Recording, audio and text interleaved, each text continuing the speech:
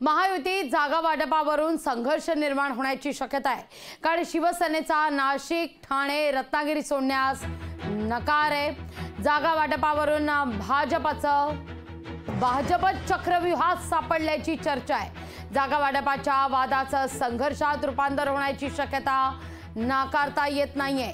महायुतीतला जागा वाटपाचा वाद आता संघर्षात रूपांतरित झालाय की काय अशी स्थिती आहे, कारण शिवसेना त्यांच्या हक्कांच्या जागा सोडण्यास शिवसेनेनं नकार दिलाय। त्यामुळे मोठा भाऊ असूनही जागा वाटपाच्या चक्रव्यूहात भाजप अडकत चालली आहे। पहा हा रिपोर्ट।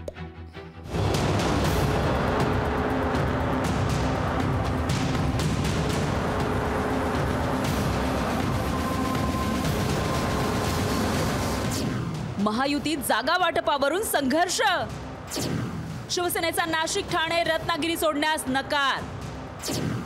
जागा वाटपामुळे भाजप चक्रव्यूहात। महायुतीमध्ये मित्रपक्षांची संख्या वाढवल्यानं आता भाजपच चक्रव्यूहात सापडलाय। मित्रपक्षांना लोकसभेच्या जागा वाटता वाटता गुंता वाढलाय। त्यामुळे महायुतीमध्ये भाजप, शिवसेना आणि राष्ट्रवादी असा संघर्ष निर्माण झालाय। भाजपनं ठाणे, रत्नागिरी, नाशिक आणि संभाजीनगर या जागांवर दावा केलाय। या जागा सोडण्यास शिवसेना तयार नाही। शिवसेना आता थेट आम्ही आमच्या जागा का सोडायच्या असा सवाल करतीये। शिंदे साहेबांनी का सगळ्या जागा सोडायचं मान्य केलं काय? शिरूरची जागा तुम्हाला दिली ना। आता यामध्ये महायुतीमध्ये तिढा निर्माण होऊ नये म्हणून आम्ही स्पष्टपणे विनंती करतोय की जास्त आग्रह न करता जे आमच्या जागा आहेत ते आम्हाला लढवण्याचा अधिकार आहे आणि त्या जागा त्यांना आम्हाला मिळाल्या पाहिजेत, ही आमची भूमिका आहे। किमान 30 जागा लढवण्याचा भाजपचा विचार आहे, पण 30 जागाही भाजपला सुटताना दिसत नाहीत। शिवसेना आणि राष्ट्रवादी या मित्रांचं समाधान करावं तर भाजपच्या वाट्याला काही उरत नाही अशी अवस्था भाजपची झाली आहे। नाराजांची समजूत काढताना फडणवीसांच्या नाकी नऊ आल्याचं दिसतंय। विरोधकांनी यावरूनच भाजपवर निशाणा साधलाय।